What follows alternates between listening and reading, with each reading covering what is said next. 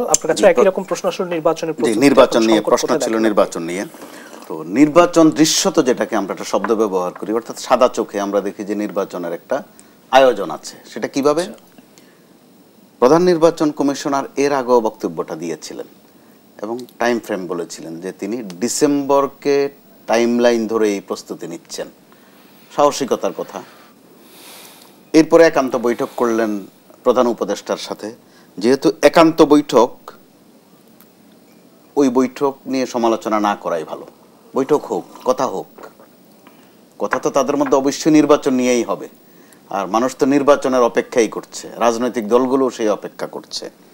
কারণ এই বৈঠক নিয়ে সমালোচনা করলে হয় কি, আপনাদের বিপরীত দিক থেকেও সমালোচনার একটা উইন্ডো খুলে যায়। তারা আবার প্রধান উপদেষ্টা আর তারেক রহমানের একান্ত বৈঠক নিয়ে সমালোচনা করার একটা হিলিক পাওয়া, যেটারে বলে উৎসাহ পায়। অর্থাৎ আমাদের দিক থেকেও কোনো বিষয়কে চিহ্নিত করার আগে একটু ভাবনার বিষয় আছে। তো বৈঠক হোক, নির্বাচন নিয়ে কথা হোক। তো গেল সিইসির বিষয়, যেহেতু তিনি অন্যতম কর্তৃপক্ষ নির্বাচনের। স্বরাষ্ট্র উপদেষ্টা তিনি বলেছেন যে তার আইন শৃঙ্খলা বাহিনী নির্বাচন আয়োজনের জন্য পুরোপুরি প্রস্তুত আছে। পজিটিভ কথা। সর্বশেষ যে সেনা সদর থেকে যে ব্রিফিংটা করা হয়েছে, ওখানে তারাও বলছে যে তাদের পরিপূর্ণ প্রস্তুতি আছে। আমি যদি ইতিবাচকভাবে নেই, নির্বাচনে একটা প্রস্তুতি চলছে বলতেই পারি। রাজনৈতিক দলগুলোর মধ্যে বিএনপির প্রত্যেকটা আসনে 2-3 জন করে প্রার্থী আছে, প্রত্যেকে মাঠে সরব, তৎপরতা চালাচ্ছে। জামাত ইসলামী তো আরেকটু আগেই 300 আসন প্রার্থী ঘোষণা করে দিয়েছে। অন্যান্য ইসলামিক দলগুলো হাত পাকা সহ তারা কিন্তু ব্যাপক আয়োজন করছে। ছাত্ররাও নির্বাচন নিয়ে এই কথা সেই কথা বলছে বটে, আবার নিবন্ধনের জন্য আবেদনও করেছে। তার মানে কি, সবাই নির্বাচনমুখী। তাহলে সমস্যাটা কোথায়? সমস্যাটা বোধহয় একটু হয়ে যাচ্ছে আমাদের ইমামতিতে। একতাদাহিত বেজাল ইমাম আমরা বলি, যে ইমাম যেটা করে সেটার দিকে একটু আনুগত্য থাকা, সম্মান রাখা। তো আবার ইমামের সমালোচনা করা যাবে না তা কিন্তু না, এটা ধর্মেও আছে। লোকমা দেয়া আপনার বোধহয় জানার কথা, যে কেউ কোথাও ভুল করলে ছোট্ট করে একটা কাশি দেয়া অথবা ছোট্ট করে একটু স্পর্শ করা, বুঝে নেবে যে আমার কোথাও গোলমাল হচ্ছে। তো এই ক্ষেত্রে আমি উপমার মতো বলি, একটা নতুন এলাকা, নৌ মুসলিম এলাকা, ওরা নামাজ রোজা ঠিকভাবে করে না, অভ্যস্ত না। আবার এবাদতের কথা বললে তারা শর্টকাট রাস্তা চায়, খুব সহজে যেটা করা যায়, লং টাইম যেতে চাচ্ছে না তারা। তো এক মসজিদে ইমাম সাহেব আছেন আর মুয়াজ্জিন সাহেব আছেন। দেখা যায় মুয়াজ্জিন সাহেব 2-1 লোক আশা করেন, তার নিরাপত্তার জন্য হলো আশা করেন, কারণ এলাকার লোকগুলো দুষ্ট, তারা পেছন থেকে একটু টিকা টিপ্পনি দেয়। তো এই জন্য মুসল্লি খোঁজে। তো কি করলো, যে মসজিদের পাশ দিয়ে যাচ্ছে, ওই মসজিদের সভাপতির ছেলে বললো যে আসো তুমি একটু নামাজে। এবং সে বলতেছে না আমার টুপি নাই। ইমাম সাহেব বলছে টুপি ছাড়াও হয়। ওরা বলছে টুপি নাই, ঠিক আছে, আমার লুঙ্গিও ঠিক নাই, কিন্তু এটা তো আল্লাহ কবুল করে নেবে। বলে যে না হুজুর, আসলে টুপিও সমস্যা না, লুঙ্গিও সমস্যা না, সমস্যা আপনি নিয়ত বাঁধেন বড় লম্বা করে, সূরা কেরাতগুলো খুব লম্বা, অনেকক্ষণ লাগে।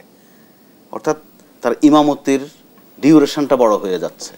তো আমাদের যিনি ইমাম, রাষ্ট্রের ইমাম এই মুহূর্তে, রাজনৈতিক ইমাম বলেন, প্রশাসনিক ইমাম বলেন, তিনি একটু বাড়তি কাজে হাত দিয়ে ফেলছেন, যে কারণে মূল ফোকাস যেখানে থাকা উচিত, অর্থাৎ নির্বাচনের বিষয়ে, এই বিষয়টাতে তিনি স্লো। কিন্তু পথে পথেই নানান উপাদান চলে আসে।